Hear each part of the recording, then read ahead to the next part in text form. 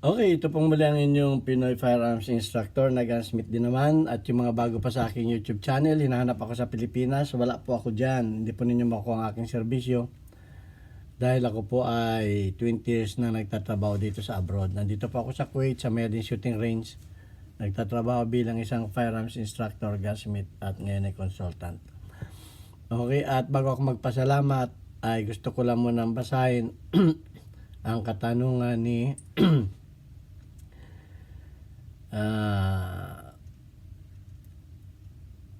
ni Phil Solar. Ang sabi niya, Sir, ano po kaya, ang sabi ni Phil Solar ay, Sir, ano po kaya ang problema sa 1911 Colt government? Pumipitik ang hammer kahit di kinakalabit ang trigger. Pag ginalaw ng konti ang hammer pumipitik. Delikado ito. Kung ito may chamber load ay ma-accidental firing ito, kaya sasagutin ko ito. Okay, at lalo na kung wala itong safety pin block, delikado itong ganitong problema. So sasagutin natin ito. At bago natin sagutin ay gusto ko lang munang batiin ang lahat, lalo tigit sa mga FW kung sa mang panig kayo ng mundo. So pagpalang araw sa inyo, mag-ingat po tayo, dumating na naman ang taglamig. Pagpasensya ninyo ang aking boses, meron tayo ng ubo at sipon, kaya madalang na tayo makapag-video dahil mahirap gumawa mahirap magsalita pagka ganitong may ubo. Okay, at gusto ko rin pasalamatan ang ating mga silent viewers dahil tayo umabot na ng 37,690 plus na mga subscribers.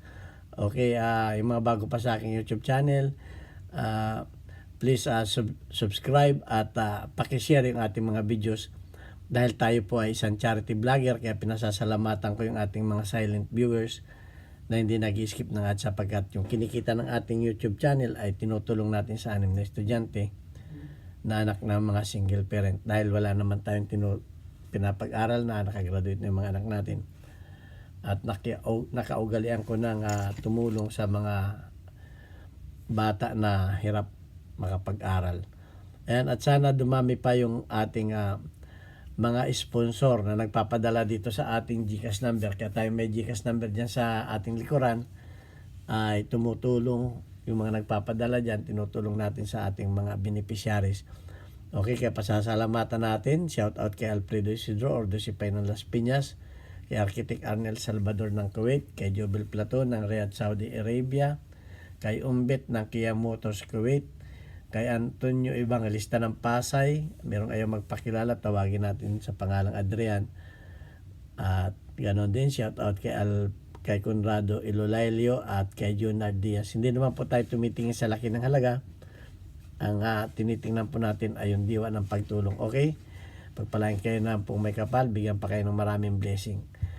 Ayan, at sasagutin na natin itong katanungan ni Phil Solar. Okay, wala tayong 1911 pero i-demo ko na lang sa inyo. Okay, ganito ang 1911. Baklasin ninyo yung grip niya, tanggalin ninyo yung pin dito para maibaba ninyo yung kanyang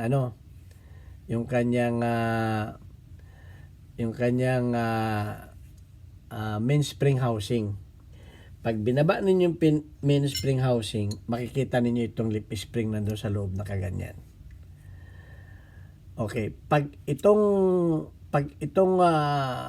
ito ay hindi tumama o hindi nag-shoot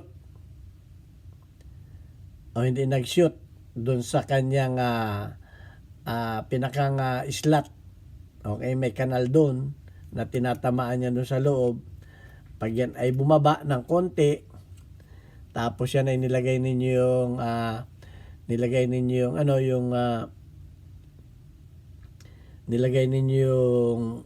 main housing spring, hindi na ninyo makita, hindi tumama yan. So anong mangyayari?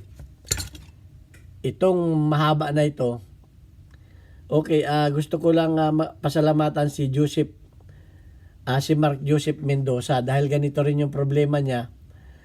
sabi ko sa kanya, panoorin niya yung mga videos ko dahil ang dami ko ng videos na ganito paulit-ulit na ito. Ako nga naumay na sa pagtuturo nito Hindi naman pinapanood yung mga lumang videos ko. Ngayon, pag hindi ko naman ginawa ng videos, paulit-ulit din yung tanong. So, sasagutin ko na naman ito. Sana last na itong tanong na tungkol dito. Okay. So, si Mark Joseph, naayos niya yung kanya.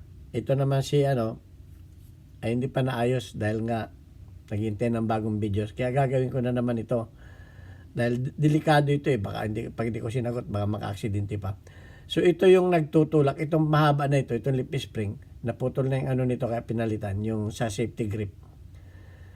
So, pag itong mahaba na ito, hindi tumama doon sa kanyang sir, dahil itong nagtutulak sa kanyang sir, para yung sir ay gumanon. Gumanon yung sir. Okay. Itinutulak nitong mahaba na ito, pag ganun. So, pag hindi yan nakatama doon, halimbawa, sumala yan, so yung sir niya, ay sabihin na natin hindi niya tinutulak, so madali siyang ma-disengage. Kasi yung hammer niya, itong hammer niya ay may parang may half cock at saka yung full cock niya ito. Yung full cock niya, nakasabit ito doon sa sir, nakaganyon niya sa sir. Okay, nakaganon. Halimbawa itong kamay ko yung sir, nakaganon yan dahil tinutulak yan ng spring dito, ng lip spring. So pagka hindi tumatama yan, ay hindi masyadong nakasalpak yan. Hindi yan masyadong nakasalpak. Kumbaga, maaring nakadulo lang na ganun. Siyempre, pag kaunting nagalaw mo lang yung hammer niyan, i-slide yan. I-slide dito yung sir. So, kahit hindi mo kinakalabit yan, pag nagalaw mo lang ito ng kaunti, halimbawa, ginalaw mo ito, i-slide yung sir niya. So, mag-hammer down yan, papalo yan, pag umislide yung sir niya dito.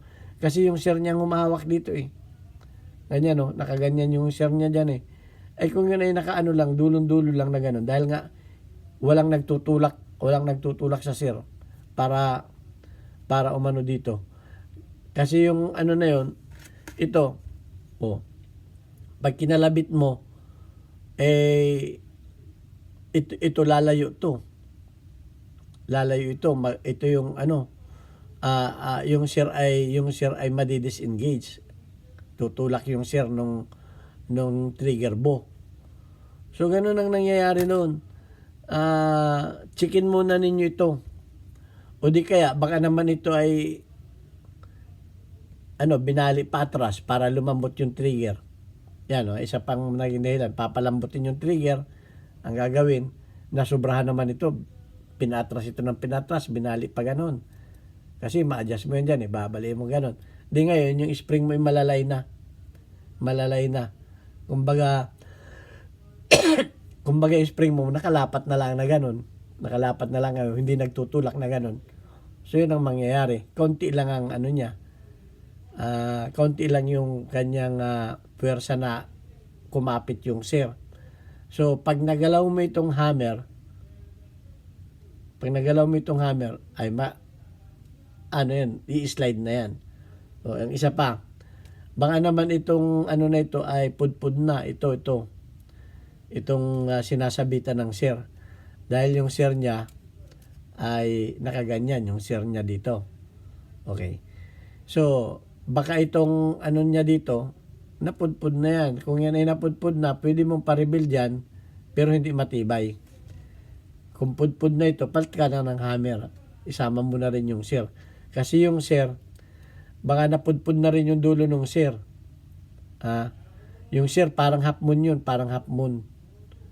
Half moon yun. Wala akong 1911 dito. Parang half moon yun na nakaganyan dito. Okay, pa nakaganyan dito yan. Baka napudpud na rin yun. Yung iba kasi hinahasa to. So baka maiksi na. Baka kung maiksi na yun, di dulo na lang ngayon ang nakaano doon. Dulo na lang ngayon ang kumbaga dulon-dulo na lang ang nakasabit doon.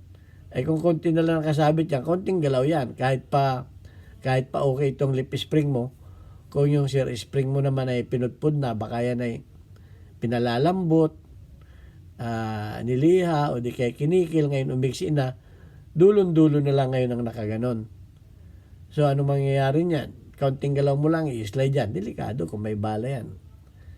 Minsan yan, pagkasa mo pa lang, pag chamber load mo na yan, puputok na yan, o di accidental fire, baka may tamaan. Delikado. So, pagka ganun, magpalit ka na ng pwede mong ipa-rebuild, pero hindi matibay. Okay? Hindi matibay. Mas matibay na yung bago. Okay, kung gagawa ka naman ng sir, siguraduhin mong matibay yung materialis mo at i-quenching mo, isusubo mo. Kung kaya mong gawin yung sir. Okay, at ito rin, kung i-rebuild mo ito, spring ang gagamitin mo. Na yung mga spring wire ang pang build up dito, yung mga spring wire. Bibuild upan ito ng spring wire ng acetylene.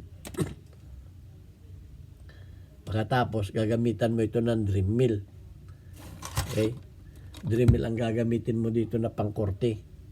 May mga dream mill na maninipis. Wala yung dream mill ko dito. Itong mga ganito. Itong mga ganito. Mga dream mill yan. Kukortehan mo ng ganun yan. Okay? May mga maliliit na ganito maninipis. Pwede yan. Pero dapat ang ipangano mo dyan, yung matibay na, yung wire spring ang ipang re-rebuild mo dyan. So yan, sana last na ito, ang dami ng katatanong dito sa tungkol sa mga nag-hammer down,